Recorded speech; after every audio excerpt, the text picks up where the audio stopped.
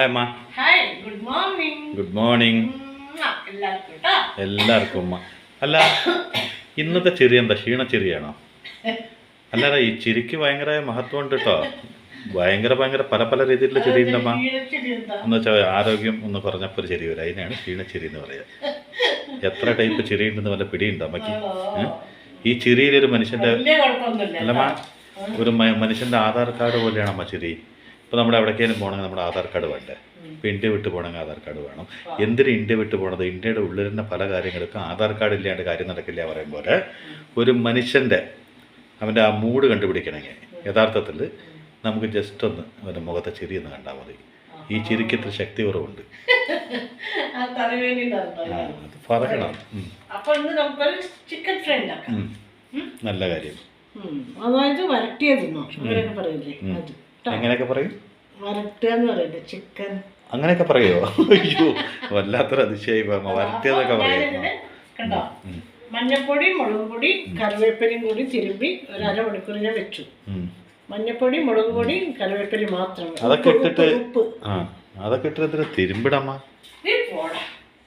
Mix ചെയ്ത് വേണ്ടത് തക്കാളി, ചെറുനാരങ്ങ നീര്, മല്ലിയില, ഇഞ്ചി വെളുത്തുള്ളി ചതച്ചത്, ചെറിയുള്ളി, പിന്നെ ഇത് കുരുമുളകും മല്ലിയില്ലേ നമ്മുടെ ഈ സാധനം, മല്ലി, പെരിഞ്ജീരകം, പട്ട, ഗ്രാമ്പു, ഏലക്ക, പിന്നെ പെരിഞ്ജീരകം, ഇത്രയും കൂടി വറുത്ത് പൊടിച്ചതാണ്. ഗരം മസാല അല്ല, എന്താ പറഞ്ഞാൽ ഇതിന് കൂടുതൽ ക്വാണ്ടിറ്റി ഉള്ളത് മല്ലിയാണ്. അതാണ് ഇതിന്റെ ഒരു എന്താ പറയാ, ഇതിനൊരു രുചി വ്യത്യാസം വരുത്തുന്നത് അതാണോ? പക്ഷെ ഇതൊക്കെ അമ്മ ചെയ്ത് വെച്ചിട്ട് ഈ മസാലയൊക്കെ അതിൽ ഇട്ട് മിക്സ് ചെയ്ത് എന്തിനാ തിരുമ്പാൻ പോയത്? അങ്ങനെ പകരം നമ്മൾ തിരുമ്പാൻ പോകാറില്ലല്ലോ.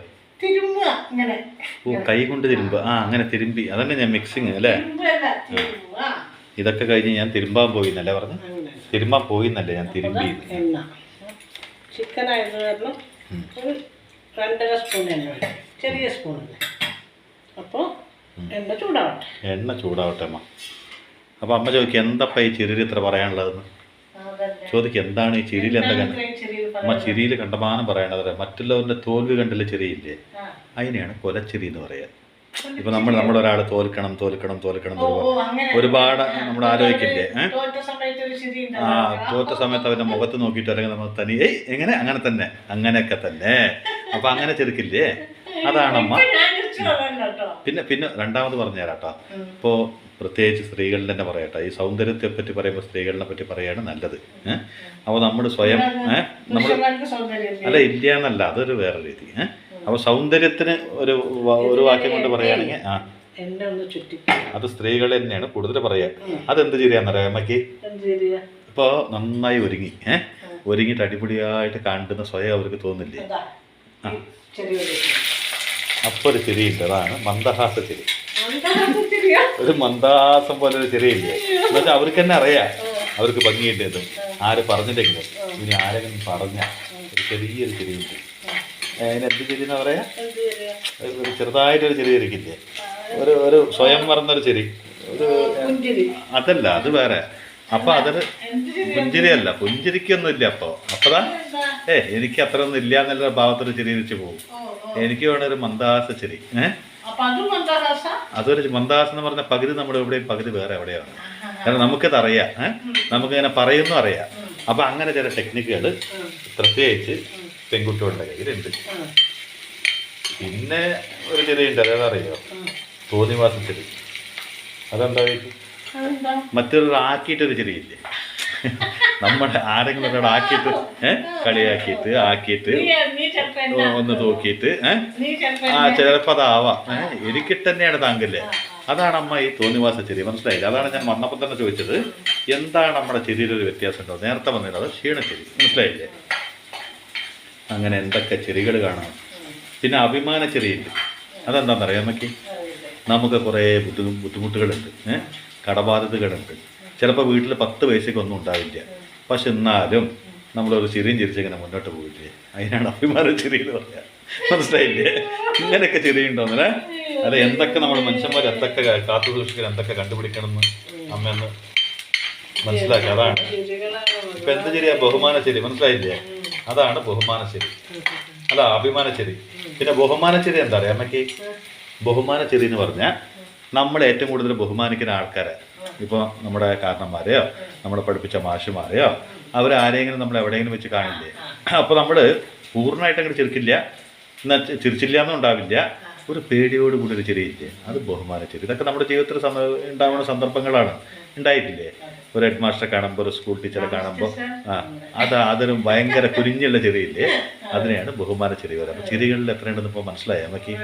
അഭിമാനച്ചെരി, ബഹുമാനച്ചെരി, കൊലച്ചെരി, തോന്നിവാസച്ചെരി, അങ്ങനെ എന്തൊക്കെ. നിഷ്കളങ്ക ചെരി എന്താ? അമ്പമ്പാ, അതാണ് നിഷ്കളങ്ക ചെരി. അതിന് ശരിക്കും പറയുകയാണെങ്കിൽ ദൈവിക ചെരി എന്ന് കൂടി പറയാം. ആ ചെറിയിൽ ഒരു ഉദ്ദേശമില്ല, ആ ചെറിയിൽ ഒരൊറ്റ ഉദ്ദേശം മാത്രമേ ഉള്ളൂ. എന്ത് എന്ത് ഒന്നുമില്ല, ഒരു ഉദ്ദേശമില്ല. ആ ചെറി വളരെ വളരെ നിസ്വാർത്ഥമായ ചെറിയാണ്.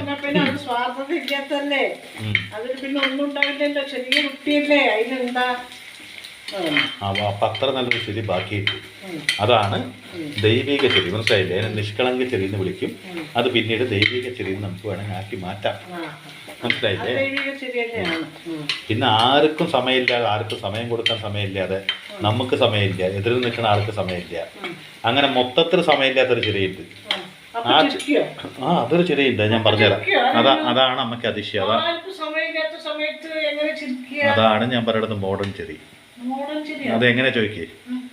ഇപ്പൊ എനിക്ക് അമ്മയോട് ചിരിക്കാൻ സമയമില്ല, അമ്മയ്ക്ക് എന്നോട് ചിരിക്കാൻ സമയമില്ല, അടുത്ത വീട്ടുകാരെ കണ്ട് ചിരിക്കാനുള്ള സമയമില്ല, നമ്മുടെ സ്വന്തക്കാരെ ബന്ധുക്കാരെ കണ്ട് ചിരിക്കാനുള്ള സമയമില്ല, ഒന്നിനും നമുക്ക് സമയമില്ല. നമ്മുടെ ലൈഫ് ഒരു മെക്കാനിക്കൽ ലൈഫായിട്ട് പോയിക്കൊണ്ടിരിക്കുമ്പോൾ രാത്രി കഴിച്ചതൊക്കെ ഒന്ന് ദഹിക്കാൻ വേണ്ടിയിട്ട് രാവിലെ എണീച്ചൊരു ലെമൺ ചായയും കുടിച്ചിട്ട് അതിന് ശേഷം നേരെ ട്രാക്ക് ഷൂട്ട് ഇട്ടുകൊണ്ട് നേരെ അവരവർ താമസിക്കുന്ന വീട്ടിൻ്റെ ഉമ്മർത്ത് പോയിട്ട് 2 കൈകൾ മുകളിലേക്ക് പൊക്കിയിട്ട് മുകളിൽ ആരോ നമ്മുടെ ചിരിപ്പിക്കാതിരിക്കേണ്ടി വന്നൊരു ചിരി ചിരിക്കില്ലേ, അതാണ് മോഡേൺ ചിരി. എന്തുകൊണ്ട് ഈ മോഡേൺ ചിരി ഉണ്ടായി ഒന്ന് ആലോചിച്ച് നോക്കൂ. പണ്ടേ പറഞ്ഞതിൻ്റെ കാരണന്മാർ ചിരി ആരോഗ്യത്തിന് നല്ലതാണ്, സൗന്ദര്യത്തിന് നല്ലതാണ്, ചിരി നമ്മുടെ ഹാർട്ട് ബീറ്റുകളൊക്കെ കൂട്ടും, അതുപോലെ ചിരിച്ചുകൊണ്ടിരിക്കുന്ന മനുഷ്യൻ എന്നും ചെറുപ്പമായിരിക്കുന്നൊക്കെ പണ്ടേ പറഞ്ഞിട്ടുണ്ട്. ആ വാക്കെടുക്കൊന്നും ഒരു വിശ്വാസം ഇല്ലാണ്ട് പിന്നീട് ന്യൂ ജനറേഷനിൽ അതേ വാക്കുകൾ വീണ്ടും പറയുമ്പോൾ ആൾക്കാരൊന്ന് ചിരിക്കണം എന്ന് പറഞ്ഞിട്ട് ഭാര്യ ചിരിക്കില്ല ഭർത്താവിനോട്, ഭർത്താവ് ഭാര്യയോട് ചിരിക്കില്ല, മക്കളെ ചിരിക്കില്ല, ആ കുടുംബത്തിൽ ചിരിക്കില്ല, എന്തിന് സെക്യൂരിറ്റി ഗാർഡോട് പോലും ചിരിക്കില്ല, സെക്യൂരിറ്റി ഗാർഡ് ഇത് കണ്ട് മടുത്ത ആൾ അങ്ങോട്ടും ചിരിക്കില്ല. ഇങ്ങനെയൊക്കെയായി ഒരു ചിരി എന്തായാലും വേണമല്ലോ ആരോഗ്യം നിലനിൽക്കാൻ. അതിന് വേണ്ടിയിട്ട് വീട്ടിൻ്റെ മുറ്റത്ത് ഒരു കൂട്ടം ആൾക്കാർ കൂടിയിട്ട് VIP എന്നൊക്കെ വിളിക്കുന്ന കുറച്ച് ആൾക്കാർ കൂടിയിട്ട് എന്തിനു വിളിക്കുന്നു എന്തിനു ചിരിക്കുന്നു എന്നറിയാതെ ചുമ്മാ ആകാശത്ത് ചിരിക്കുന്ന ഒരു ചിരിയുടെ പേരാണ് മോഡേൺ ചിരി. അല്ല അത് കാര്യം ഉണ്ടാവുമായിരിക്കും, കാരണം അവർക്ക് എവിടെയെങ്കിലും ഒന്ന് ചിരിക്കണ്ടേ. അല്ലെങ്കിൽ മരിച്ചു പോയി കഴിഞ്ഞാൽ ഒരു ചോദ്യം വരില്ല, എന്ത് ബാക്കി വെച്ചു. അതാണ് ഞാൻ പറയണത് ജീവിതത്തിൽ പല ഘട്ടങ്ങളിലും പല സാഹചര്യങ്ങളിലും. അപ്പൊ നമുക്ക് ഈ മുളകും മഞ്ഞളും ഉപ്പും കറിവേപ്പില മാത്രം കേട്ടോ, കുറച്ച് കറിവേപ്പില അതൊക്കെ ചിക്കൻ ഇതിലേക്ക് ഇട്ടിട്ട് നമുക്ക് ഇതൊന്ന് ഇളക്കി അടച്ചെടുക്കാം. അപ്പോൾ നമുക്ക് ചില സന്ദർഭങ്ങളിൽ പല പല രീതിയിൽ മനുഷ്യൻ ചിരിക്കും. മനുഷ്യന് ചിരിക്കാണ്ടിരിക്കാൻ പറ്റില്ല, ഒരു ദിവസവും ചിരിക്കണം. അപ്പോൾ ഞാൻ ലാസ്റ്റ് പറഞ്ഞ കക്ഷിയില്ലേ, അവരൊക്കെ ചിരിക്കണമെന്ന് പറഞ്ഞാൽ ചിരിക്കാൻ വേണ്ടി ഒരു സമയം മാറ്റി വെച്ചെടുക്കുകയാണ്. ആ സമയത്ത് അതിനെ എക്സസൈസ് എന്നൊരു പേരും വെച്ചിട്ട് പുലർച്ചെ കയറിയിരുന്ന് ചിരിക്കുന്നുണ്ടോ? അപ്പോൾ ഒരു മനുഷ്യൻ പലവട്ടം പല രീതിയിൽ പല പ്രാവശ്യം ചിരിച്ചിരിക്കും. അപ്പോൾ ആദ്യം തന്നെ നമ്മുടെ ആ ക്ഷീണച്ചിരി വന്നിട്ട് അതുപോലെ ക്ഷീണം ഉണ്ടായിട്ടമ്മ എന്തുകൊണ്ട് ചിരിച്ചു?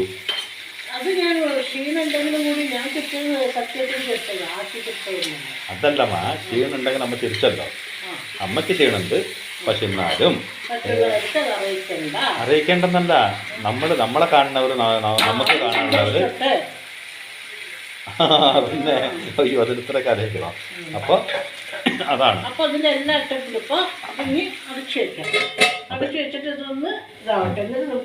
അപ്പോൾ സത്യസന്ധമായിട്ട് പറയുകയാണെങ്കിൽ ചിരി ഒരു മനുഷ്യൻ്റെ സിഗ്നേച്ചറാണ്. കാരണം എന്താ പറയുക, നമ്മൾ ചിരിക്കുമ്പോഴാണ് നമ്മളേക്ക് എന്തും അട്രാക്റ്റ് ആവുക അല്ലേ. നമ്മളൊരാളെ നോക്കി നമുക്ക് എവിടെയെങ്കിലും വെച്ച് കുറച്ച് നേരം പരിചയപ്പെട്ടിട്ടുണ്ടാവും, അയാളെ വീണ്ടും കാണുമ്പോൾ നമ്മളൊന്ന് ചിരിച്ചില്ലെങ്കിൽ എന്ത് സംഭവിക്കും? ആ ബന്ധം അവിടെ അവസാനിക്കും. ഒന്ന് ചെറുതായിട്ടെങ്കിലും ചിരിക്കാൻ നമുക്ക് സാധിച്ചാൽ അത് ക്ഷീണച്ചെറിയായ കുഴപ്പമില്ല, പുഞ്ചിരിയായ കുഴപ്പമില്ല, നിഷ്കളങ്ക ചെറിയായ കുഴപ്പമില്ല, ബഹുമാന ചെറിയായ കുഴപ്പമില്ല, ബാക്കിയുള്ള ചെറികളാവാണ്ടിരുന്ന നല്ലത്. അതെന്നും ഓർമ്മയിലുണ്ടാവട്ടെ. ഓക്കെ, അപ്പൊ ഇത് വേവട്ടെ. ഇനി നീ നിർത്ത്, എനിക്ക് കഥ പറയേണ്ട സമയം. ആ എന്തറിയോ, അപ്പൊ നമ്മളൊരാളെ, ഞാനൊരു ഉദാഹരണം പറയുമ്പോ നമ്മളൊരാളെ മനസ്സിലാക്കാണ്ട് നമ്മൾ തെറ്റിദ്ധരിക്കും. എന്തറിയോ, അവരുടെ മനസ്സിൽ എന്താണെന്നോ അവരെന്താണ് ആലോചിക്കുന്നതെന്നോ നമുക്കറിയില്ല. അറിയില്ലമ്മ. പക്ഷെ നമ്മൾ വിചാരിക്കും നമ്മുടെ മനസ്സിൽ തന്നെ ഒരു ഊഹം, ഇത് ഇങ്ങനെ ആയിരിക്കുമോ എന്നുള്ളൊരു ഊഹം. നമ്മൾ തന്നെ ഒരു കോട്ട കെട്ടും. എന്താ പറയുക, നമ്മൾ തന്നെ ഊഹിച്ചെടുക്കുകയല്ല കേട്ടോ. അങ്ങനെ അപ്പൊ അതിൻ്റെ കൂടെ ഈ വെളുത്തുള്ളി രസം കൂടി ഇട്ട് കൊടുത്തിട്ട് നമുക്ക് നമ്മൾ ഊഹിച്ചിരിക്കുമ്പോഴാണ് അതൊക്കെ ഇടേണ്ടത്. അല്ല, ഇത് ഞാൻ പറഞ്ഞു. ശരിക്കും പറയുകയാണെങ്കിൽ അതൊരു വിശ്വാസമില്ലായ്മ, അല്ലെങ്കിൽ ഒരാൾ നമ്മളോട് എന്തെങ്കിലും ചെയ്തു, അവൻ എന്തുകൊണ്ട് ചെയ്തു എന്നുള്ള അന്വേഷണം ഇല്ലായ്മ, നേരെ നമ്മൾ തെറ്റിദ്ധരിക്കുകയാണ്. നമ്മൾ അതിനെപ്പറ്റി അന്വേഷിക്കില്ല. ശരിക്കും പറഞ്ഞിട്ടുണ്ടെങ്കിൽ അവർ തെറ്റിദ്ധരിക്കുകയാണ്. അവരിങ്ങനെ ആയിരിക്കുമോ വിചാരിച്ചത്, അവരുടെ മനസ്സിൽ ഇതായിരിക്കുമോ. അപ്പൊ നമ്മുടെ കൂടെ തന്നെ ഉള്ള ഒരാളായിരിക്കും, നമുക്ക് അവരെ നല്ലപോലെ അറിയാം. അവരെന്താണെന്നും അവരുടെ മനസ്സിൽ എന്താണെന്നും അവരുടെ മനസ്സിലാക്കാനൊക്കെ കഴിവുള്ളവരാണ് നമ്മൾ വെച്ചാലോ. നമ്മുടെ ചില സന്ദർഭങ്ങളിൽ എന്ത് ചെയ്യാറിയോ, ഒരു ചെറിയ മനുഷ്യനല്ലേ, ചെറിയൊരു സംശയം നമ്മുടെ മനസ്സിലുണ്ടാവും. എന്ത്, അവരെന്താ ഇങ്ങനെ, ഇതായിരിക്കുമോ. എത്ര സ്നേഹം ഉണ്ടെങ്കിലും കൂടി അങ്ങനെ ഒരു വിചാരിക്കും എല്ലാവരും, ഒരാളെന്നല്ല. അത് ഇല്ലാന്ന് പറഞ്ഞാൽ സംഭവിക്കില്ല, ഞാൻ ഇല്ലാന്ന് പറയുന്നില്ല. എല്ലാവർക്കും ഉണ്ടത്. നീ എന്നെ വിചാരിക്കും, അമ്മ എന്തുകൊണ്ട് അങ്ങനെ പറഞ്ഞു, അല്ല നീ അങ്ങനെ എന്നെയും വിചാരിക്കും, ഞാൻ നിന്നെയും വിചാരിക്കാം. മോനാന്ന് പറഞ്ഞിട്ട് കാര്യമില്ല, അവൻ ഇങ്ങനെ ആയിരിക്കും വിചാരിച്ച, പക്ഷെ നീ അതല്ല ആയിരിക്കില്ല. ഞാൻ അങ്ങനെ ഒരു ചെറിയ സംശയം എല്ലാവർക്കും ഉണ്ടാവും, ജീവിതത്തിൽ എല്ലാവർക്കും ഉള്ളത്. അപ്പൊ അതിന് ആസ്പദം പറഞ്ഞ് ഞാൻ മഹാഭാരതത്തിലെ ഒരു സന്നിവേശം പറയും. ഈ മഹാഭാരത യുദ്ധമൊക്കെ കഴിഞ്ഞ അവസാന ദിവസം, അപ്പൊ അത് അവസാന ദിവസം വിജയം ആഘോഷിക്കണല്ലോ, എന്താണെങ്കിലും അങ്ങനെയാണല്ലോ.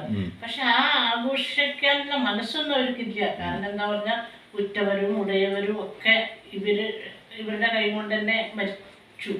അപ്പോ എതിർകക്ഷികൾ മൊത്തം മരിച്ചു, തന്റെ ഭാഗത്തും കുറച്ച് ആൾക്കാർ മരണപ്പെട്ടു. അപ്പോ ജയിച്ചത് ഇവർ തന്നെയാണ്, തോറ്റത് ഇവർ തന്നെയാണ്, തന്നെയാണ് സത്യം. അവർക്കത് ആഘോഷിക്കാനുള്ള ഒരു മനസ്സുമില്ല. ഈ നഷ്ടപ്പെട്ടവരെ ഓർത്ത് കരയാൻ കണ്ണുനീരും ഇല്ലാത്തൊരവസ്ഥ അല്ലേ. എന്താ പറഞ്ഞാൽ ഈ ഉള്ളവർ മുഴുവൻ ഇവരുടെ ആൾക്കാർ തന്നെയാണ്. അപ്പൊ ഈ സത്യത്തിന് വേണ്ടി ധർമ്മത്തിന് വേണ്ടിയിട്ടുള്ള യുദ്ധമായത് കാരണം അങ്ങനെ സംഭവിച്ചു. അപ്പൊ അവർക്ക് അതിനുള്ള സമയം, ആ വിജയം ആഘോഷിക്കാനും പറ്റാത്ത, ദുഃഖിക്കാൻ കണ്ണീരുമില്ലാത്തൊരവസ്ഥ എന്ന് പറയുന്നത്, അങ്ങനെ ഒരു അവസ്ഥയാണ് അവർ. അപ്പൊ എല്ലാവരും എത്തിച്ചേർന്നു. പക്ഷെ ഈ വിജയിച്ച ആൾക്കാരുടെ കൂട്ടത്തിലുള്ള എല്ലാവരും എത്തി. പക്ഷെ അർജുനൻ അതുവരെ എത്തിയിട്ടില്ല. മറ്റു 4 പേരും ഒക്കെ അവിടെ ഉണ്ട്. അപ്പൊ അർജുനന് വേണ്ടി അവര് കാത്തിരിക്കുകയാണ്. അപ്പൊ കുറെ നേരം കഴിഞ്ഞപ്പോ അർജുനനും കൃഷ്ണനും കൂടി വന്നു. യഥാർത്ഥത്തിൽ അർജുനനാണല്ലോ വിജയത്തിന് യഥാർത്ഥമായ കാരണക്കാരൻ. അപ്പൊ ആളെയാണല്ലോ അവർക്ക് സന്മാനിക്കേണ്ടത്. അപ്പൊ ഒരാളെയാണല്ലോ സന്മാനിക്കേണ്ടത്. തീർച്ചയായിട്ടും യുദ്ധം ജയിക്കാൻ കാരണമായ ഒരു വ്യക്തിനെ എന്തെങ്കിലും 2 നല്ല വാക്കുകളും പറയണല്ലോ. ആഘോഷങ്ങളുമായിട്ട് ഒരുപാട് ആഘോഷങ്ങളൊന്നും ഇല്ലെങ്കിലും കൂടി അവരൊരു നല്ല വാക്ക് പറഞ്ഞ് അവരെ ആദരിക്കണമല്ലോ. അത് എന്തൊക്കെ ദുഃഖങ്ങൾ ഉണ്ടെങ്കിലും കൂടി എല്ലായിടത്തും അങ്ങനെ ആണല്ലോ, ഈ യുദ്ധരീതിയൊക്കെ അങ്ങനെയാണല്ലോ. അപ്പൊ അവരതിനു വേണ്ടി കാത്തിരിക്കും. അവസാനം അവർ വന്നു, കൃഷ്ണനും അർജുനനും കൂടി വന്നു. അപ്പോ അവിടുന്ന് ഈ എപ്പോഴും നീ കണ്ടിട്ടില്ലേ, ഒരു വണ്ടിയിൽ ഇപ്പൊ ഒരാൾ വരുന്നു വിചാരിച്ചോ, നമ്മളെ മുഖ്യ അതിഥിന്നോ അങ്ങനെ സന്മാനിക്കപ്പെടുന്ന ഒരാൾ നമ്മുടെ വേദിയിലേക്ക് കടന്നു വരികയെന്ന് വെച്ചോ. ആ സമയത്ത് ആദ്യം അവിടുന്ന് ഇറങ്ങുന്നത് ആരായിരിക്കും? ഒരു കാറിൽ വരികയാണെങ്കിൽ ഒന്നുമില്ലെങ്കിൽ കാറിന്റെ ഡ്രൈവർ ആയിരിക്കും, അല്ലെങ്കിൽ അതിനെ നിയമിക്കപ്പെട്ട ഒരു വ്യക്തിയായിരിക്കും. അതിന്റെ ശേഷമല്ലേ ഈ വ്യക്തി, ഈ അതെ VIP, പിന്നെ ചീഫ് ഗസ്റ്റോ അങ്ങനെയുള്ള വ്യക്തികളൊക്കെ പിന്നെയാണ്. അപ്പൊ ഈ തേരിൽ വന്നത് കൃഷ്ണനും അർജുനനുമാണ്. അപ്പൊ അർജുനൻ കൃഷ്ണന്റെ മുഖത്ത് നോക്കും, കൃഷ്ണൻ അർജുനന്റെ മുഖത്ത് നോക്കും. Point two B noted. അമ്മ പറയാൻ ഉദ്ദേശിച്ചത് അതിലെ സാരഥി കൃഷ്ണനാണല്ലോ അല്ലെ. സാരഥി കൃഷ്ണനാണല്ലോ, തേരോട്ടേക്ക് കൃഷ്ണനാണല്ലോ. അപ്പൊ അന്നത്തെ കാലത്തെ കാറാണല്ലോ. അപ്പൊ അർജുനൻ വിചാരിക്കും കൃഷ്ണൻ ഇറങ്ങായിരിക്കും. പക്ഷെ കൃഷ്ണൻ ഇറങ്ങുന്നില്ല. അർജുനയുടെ മനസ്സിൽ തോന്നുകയാണ് കൃഷ്ണൻ വലിയ ആളുമാണ്, വലിയ രാജാവുമാണ്, ഇത്രയും ശ്രേഷ്ഠനായ ആളല്ലേ. അപ്പൊ ആദ്യം സാരഥി എന്ന് പറഞ്ഞിട്ട് ഇറങ്ങാൻ കൃഷ്ണൻ ഒരു മടി ഉണ്ടാവും മനസ്സിൽ. പിന്നെ അർജുനൊരു ചിന്തയും കൂടെ ഉണ്ടാവും, യുദ്ധം ജയിച്ചത് ഞാനാണല്ലോ, കൃഷ്ണൻ ഒരു സാരഥിയാണല്ലോ, ഞാനാണല്ലോ. അപ്പൊ ഞാൻ ആദ്യം ഇറങ്ങരുത്, ആദരിക്കപ്പെടേണ്ടത് ഞാനാണ്. ഇറങ്ങേണ്ടത് സാരഥിയാണല്ലോ ആദ്യം ഇറങ്ങേണ്ടത്. അപ്പോ പക്ഷെ ഈ സാരഥിയായിട്ടുള്ള കൃഷ്ണന് അത് ഇറങ്ങാൻ ഒരു അഭിമാനക്കുറവ് ഉണ്ടാവും ആയിരിക്കും മനസ്സിൽ എന്ന് വിചാരിച്ച് കൃഷ്ണനെ നോക്കുമ്പോൾ കൃഷ്ണൻ ഇറങ്ങില്ല. അവസാനം കൃഷ്ണൻ പറയും അർജുന ഇറങ്ങുമെന്ന് പറയും. അപ്പോൾ കണ്ണുകൊണ്ടുള്ള ഇത് ഭാവം നീ ഇറങ്ങുന്നുള്ള രീതിയിൽ അത് മനസ്സിലാക്കും, അർജുനന് മനസ്സിലാവും. നീ ഇറങ്ങുന്നുള്ള ആ ഭാവം ആ കണ്ണുകളിൽ കണ്ടപ്പോൾ കൃഷ്ണൻ ഇറങ്ങി കൃഷ്ണനല്ല അർജുനൻ ഇറങ്ങി. കൃഷ്ണൻ അങ്ങനെ ഈ ഭാവത്തിന് മനസ്സിലായി അർജുന നീ ഇറങ്ങി എന്ന് പറഞ്ഞ പോലെ അർജുനന് മനസ്സിലായപ്പോൾ അർജുനൻ ഇറങ്ങി കഴിഞ്ഞപ്പോൾ കൃഷ്ണൻ ആ രഥം സ്പീഡ് ഓടിച്ച് പിന്നാലെ പോയി, പിന്നാക്കം സ്പീഡിൽ ഓടിച്ചു പോയി. അപ്പൊ എല്ലാവരും അമ്പരന്ന് നോക്കുകയാണ്, ഇതെന്താണ് കൃഷ്ണൻ ഇങ്ങനെ ചെയ്തത്, എന്താ കൃഷ്ണൻ അങ്ങനെ ചെയ്തത്? ചിലപ്പോൾ കൃഷ്ണൻ പഴങ്ങിപ്പോയല്ലോ, അങ്ങനെ എന്തെങ്കിലും ഒക്കെ വിചാരിക്കുമല്ലോ. അർജുനൻ ഇറങ്ങിയത് കൃഷ്ണൻ പോയി. അർജുനൻ ഇറങ്ങിയത് കൃഷ്ണൻ പിന്നെ ഒരു മിനിറ്റ് അവിടെ നിന്നില്ല, വളരെ സ്പീഡിൽ ആ രഥത്തെ പിന്നാക്കം കൊണ്ടുപോയി, ഒരുപാട് ദൂരം കൊണ്ടുപോയി. ആ ഒരുപാട് ദൂരം കൊണ്ടുപോയിട്ട് കാണുമ്പോൾ ആ രഥം പൊട്ടിത്തെറിച്ച് കൃഷ്ണനെ ഓടി വെള്ളത്തേക്ക് സ്പീഡിൽ ഓടി വന്നു. അപ്പോ ഇവര് അന്തം വിട്ട് നോക്കുക ഇതെന്താ അപ്പൊ സംഭവിച്ചത്. അപ്പൊ കൃഷ്ണൻ പറയാണ് അർജുന, ഇവരെല്ലാവരും കൂടി പറയാണ്, അതായത് ഇത്രയും ദിവസം നടന്ന യുദ്ധത്തിന്റെ എല്ലാ ആഘാതങ്ങളും ഏറ്റുവാങ്ങിയതാണ് ഈ രഥം. അതായത് എത്ര വീരന്മാർ ആലോചിച്ച് നോക്ക്, ഗംഗാപുത്രൻ ഭീഷ്മൻ, അത്രയും ജയശാലിയായ കർണൻ, പിന്നെ ഇവരുടെയൊക്കെ ഗുരുവായ ദ്രോണാചാര്യൻ, ഇങ്ങനെയുള്ള മഹത് വ്യക്തികളുടെയൊക്കെ പ്രഹരമേറ്റതാണ് ഈ രഥം.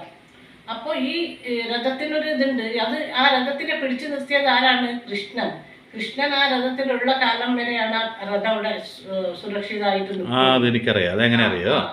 ഈ രഥത്തിന് എന്നോ ക്ഷതം സംഭവിച്ചിട്ടുണ്ട്. പക്ഷേ മഹാഭാരത യുദ്ധത്തിന്റെ അവസാനം വരെ ആ രഥം ഒരു മായാശക്തിയിൽ ഇങ്ങനെ നിൽക്കും. അത് കൃഷ്ണന്റെ ശക്തിയും കൃഷ്ണൻ ആഹ്വാനിച്ച് വരുത്തിയിട്ടില്ല, അതിൻ്റെ മുകളിൽ കുടിയിരിക്കുന്ന ഹനുമാന്റെ ശക്തിയാണെന്നാണ് പറയണത്.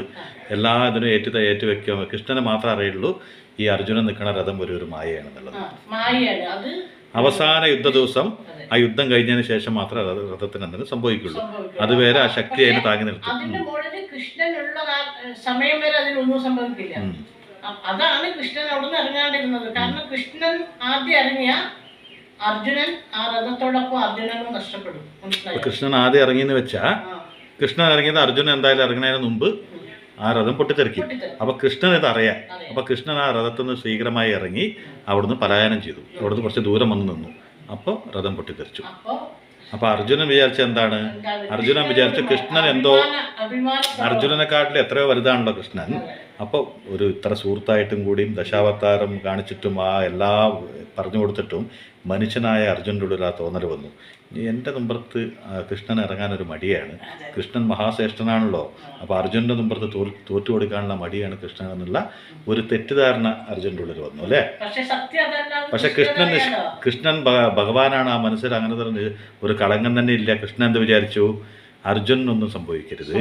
അത് കൃഷ്ണൻ പറയുന്നുണ്ട്, അർജുന നീ വസിക്കുന്നത് എൻ്റെ ഹൃദയത്തിലാണ്. അപ്പോൾ അത്രയ്ക്കും പ്രിയപ്പെട്ടവനാണ് അർജുനൻ. അപ്പോൾ ആ അർജുനനെ നഷ്ടപ്പെടുത്തുമോ കൃഷ്ണൻ? അതുകൊണ്ടാണ് കൃഷ്ണൻ ആ രഥത്തിൽ നിന്ന് ഇറങ്ങിയാൽ മാത്രമേ അത് ഛിദ്രമായി പോകും. അത് അത്രയ്ക്കും എന്താ പറയുക, എല്ലാം കൊണ്ടും അത് തകർന്നിരിക്കുന്നതാണ്. അത് കൃഷ്ണൻ ഉള്ളത് കൊണ്ട് അതിങ്ങനെ നിൽക്കുകയുള്ളൂ, ഒരു മായ പോലെ. മായ കൊണ്ടാണല്ലോ അത് നിൽക്കുന്നത്. അപ്പം അത് പൊട്ടിത്തെറിക്കും. അതിന് അത്രയും ആഘാതം അതിന് ഏറ്റിട്ടുണ്ട്. അപ്പം പക്ഷെ അത്രയും എല്ലാ കഴിവുകളുള്ള അത്രയും ശ്രേഷ്ഠനായ അർജുനൻ പോലും തെറ്റിദ്ധരിച്ചു ഒരു നിമിഷത്തിന് ഭഗവാൻ എൻ്റെ മുമ്പത്ത് ഇറങ്ങാൻ എന്തെങ്കിലും മടിയുണ്ടോ? എൻ്റെ മുമ്പത്ത് കൊച്ചായി പോവും ഭഗവാൻ എന്നൊരു തോന്നലുണ്ടോ? അല്ലെങ്കിൽ ഭഗവാനല്ലേ ഒന്ന് വിട്ടു തന്നപ്പോൾ എന്താണ് എന്നൊരു തോന്നല്. സ്വാഭാവികമായിട്ടും വലിയൊരു യുദ്ധമല്ലേ ജയിച്ചെടുക്കണത്. അപ്പോൾ ഇത്തിരി അഹങ്കാരം മനുഷ്യന് വരുന്ന പറയണ പോലെ എന്തൊക്കെ ഭഗവത്ഗീതയുടെ ഉപദേശങ്ങളൊക്കെ പറഞ്ഞു കൊടുത്തിട്ടുണ്ടെങ്കിലും ആ ഒരു നിമിഷം അത് വന്നു എന്ന് പറയുമ്പോൾ തന്നെ നമ്മളിൽ എത്ര പേര് എന്തൊക്കെ ദിവ്യ ഗ്രന്ഥങ്ങൾ വായിച്ചിട്ടുണ്ടെങ്കിലും എത്രയൊക്കെ ശ്രേഷ്ഠ കഥകൾ കേട്ടിട്ടുണ്ടെങ്കിലും നമ്മുടെ അറിഞ്ഞോ അറിയാതെയോ നമ്മുടെ ഉള്ളിൽ നമ്മളെന്നൊരു അഹം എന്നെക്കാട്ടിലും വലുത് ഒന്നുമില്ല എന്നൊരു തോന്നൽ വരും. ചിലപ്പോൾ നമ്മൾ ദിവസം രാമായണം, മഹാഭാരതം, ഖുറാന്, ബൈബിളൊക്കെ വായിക്കുന്ന വ്യക്തി ആയാൽ പോലും അതൊക്കെ വായിച്ചിട്ടുണ്ടാവും, മനസ്സിലാക്കിയിട്ടുണ്ടാവും, അറിവുണ്ടാവും. പക്ഷേ ചില സമയങ്ങളിൽ അറിവ് കൊണ്ടൊരു ഗുണം ഉണ്ടാവില്ല. കാരണം അതിനെക്കാട്ടിലും വലുതായൊരു സംഭവം മനുഷ്യൻ്റെ ഉള്ളിൽ കയറിയിരിക്കും. അതാണ് അഹങ്കാരം. അപ്പം ഞാനെന്നുള്ള അഹങ്കാരം എവിടെ ഉദിക്കുന്നോ അവിടെ തീർച്ചയായിട്ടും സംശയം ഉണ്ടാവും. സംശയം ആണ് മനുഷ്യൻ്റെ ബന്ധങ്ങളെ തകർക്കുന്നത്. നമ്മൾ ഇതിനൊരു തുള്ളി വെള്ളം ഒഴിച്ചിട്ടില്ല, അപ്പോൾ തന്നെ ഇതിന് വെള്ളം ഉണ്ടായതുകൊണ്ട്. ഇനിയിപ്പോൾ നമുക്ക് ഈ മല്ലി, പെരുംജീരകം, പട്ട, ഗ്രാമ്പു, ഏലക്കയൊക്കെ പൊടിച്ചത്, മല്ലിയാണ് ഇതിൽ കൂടുതൽ കേട്ടോ. മറ്റുള്ളതൊക്കെ നമ്മളൊരു കുറച്ച് ഒരു പേരിനിട്ടുള്ളൂ. അപ്പോൾ ഇത് ഇതിലിട്ടു. ഓക്കെ, ഇത് ഇടുമ്പോഴാണ് ഇതിൻ്റെ ടേസ്റ്റ്. അപ്പം മനുഷ്യൻ്റെ ഉള്ളിൽ ഒരു തെറ്റിദ്ധാരണകളുണ്ട്. ഇപ്പോൾ ചുരുങ്ങിയത് ഒരു 6000 വർഷം മുമ്പത്തെ കഥയാണ് മഹാഭാരത കഥ എന്നുള്ളത് എൻ്റെ ഒരു ഊഹം ശരിയാണെങ്കിൽ. അപ്പോൾ അന്ന് കാലഘട്ടത്തിൽ പരമാത്മാവിൻ്റെ അടുത്തുണ്ടായ പരമാത്മാവിൻ്റെ ആത്മമിത്രനായ അർജുനന് പോലും അത് വന്നു എന്നുള്ളതാണ്. എന്ന് വെച്ചാൽ എന്താണ് നമ്മുടെ എതിരുള്ള വ്യക്തി ചെയ്യാൻ ഉദ്ദേശിക്കുന്നത് മനസ്സിലാക്കണേക്കാളും മുമ്പ് തന്നെ തെറ്റിദ്ധരിക്കുക എന്നുള്ളത്. എന്ന് വെച്ചാൽ അമ്മ എന്തോ ഉദ്ദേശിച്ചിട്ടുണ്ട്, അത് കാരണം കൊണ്ട് നമ്മുടെ പെരുമാറ്റത്തിൽ എന്തോ ഒരു വ്യത്യാസം വന്നിട്ടുണ്ട്. അതിനൊരു സമയം കൊടുക്കണം. അതിനൊരു സമയം കൊടുത്ത് നമ്മളൊന്ന് വെയിറ്റ് ചെയ്ത് നോക്കണം എന്തായിരിക്കും. അപ്പോഴേക്കും തെറ്റുകാരനുടെ പെരുമഴ പെയ്യരുത് അല്ലേ. തെറ്റുകാരനുടെ പെരുമഴ പെയ്തു അന്നും 6000 വർഷങ്ങൾക്ക് മുമ്പും അത് ഇന്നും നടന്നുകൊണ്ട് തന്നെ ഒരു വ്യക്തി നമ്മളോട് ചിലപ്പോൾ നമ്മുടെ നന്മയ്ക്ക് വേണ്ടിയിട്ടായിരിക്കും എന്തെങ്കിലും ഒരു നമുക്ക് ഇത്തിരി മോശമായി തോന്നുന്ന രീതിയിൽ പെരുമാറുന്നത്. എല്ലാ പെരുമാറ്റങ്ങളും തെറ്റാവാൻ വഴിയില്ല. ചില പെരുമാറ്റങ്ങൾ, ചില സന്ദർഭങ്ങൾ, ചില സാഹചര്യങ്ങൾക്ക് അതങ്ങനെ ആയിരിക്കാം. അപ്പോൾ ഓരോ വ്യക്തിക്കും നമ്മുടെ ജീവിതത്തിൽ ഒരു ഇത്തിരി സമയം കൊടുക്കണം. ആ സമയം ഭയങ്കര പ്രീഷ്യസ് ആണ്. അപ്പോൾ അതുപോലെ തന്നെ നമ്മുടെ ജീവിതത്തിൽ എന്നും ചിരിക്കാൻ മറക്കരുത്. ആ ചിരികൾ നല്ല ചിരിയായി മാറട്ടെ. ചിരിക്കും മനുഷ്യൻ പല രീതിയിൽ. പക്ഷേ ആ നമ്മുടെ ചിരിയുടെയൊക്കെ ഉള്ളിൽ ഒരു നന്മയുണ്ടാവട്ടെ, നന്മ നിറഞ്ഞൊരു ചിരിയാവട്ടെ നമ്മുടെയൊക്കെ ജീവിതം അല്ലേ. അപ്പോൾ ഇനി നമുക്ക് ഇതിൽ ഈ നാരങ്ങ നീര്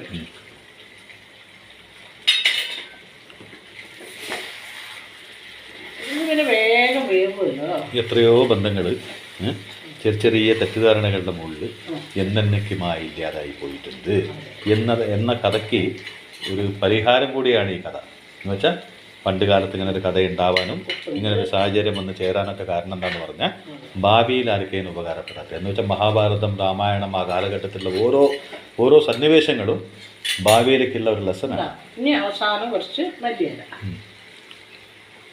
മല്ലിയില പിന്നെ നിങ്ങൾക്ക് ഇനി മല്ലിയില ഇഷ്ടമില്ലാത്തൊരു കറിവേപ്പില ഇട്ടോളൂ, കുഴപ്പമില്ല.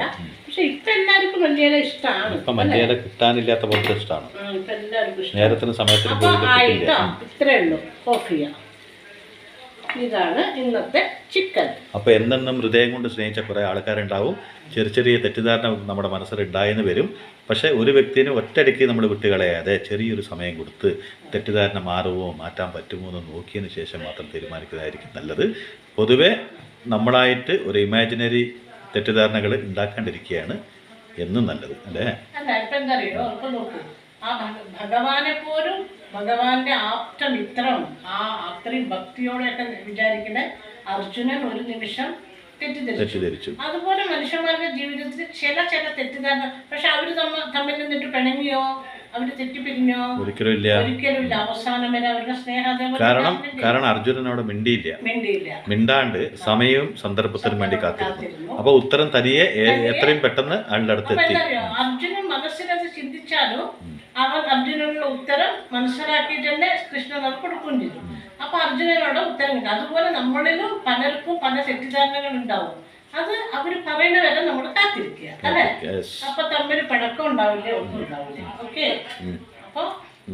അപ്പൊ ഇന്നത്തെ ചിക്കൻ കറി അല്ല, പെരട്ടോ എന്താ പറയുന്നത്, വരട്ടിയതെന്നാണ് ഞങ്ങൾ പറയാ. വരട്ടിയത് പറഞ്ഞാൽ മതി, നമുക്ക് അറിയാത്ത പറയണ്ട. ചിക്കൻ ചിരട്ടാനൊന്നും പറയണ്ട. ചിക്കൻ വരട്ടിയത് കണ്ടില്ലേ. ഇത് ഒന്നുണ്ടാക്കി നോക്കും കേട്ടോ, ടേസ്റ്റ് ആയിരിക്കും. ഓക്കെ. അപ്പൊ ചിക്കൻ കൂട്ടി ഭക്ഷണം കഴിക്കാൻ വരുന്നോ, ഒരു പയറുപ്പേരി കൂടി വെക്കും കേട്ടോ. അത് കൂട്ടിയിട്ട് നിങ്ങൾക്ക് ഞാൻ ഭക്ഷണം തരാം. വരുന്നോ? Okay, by.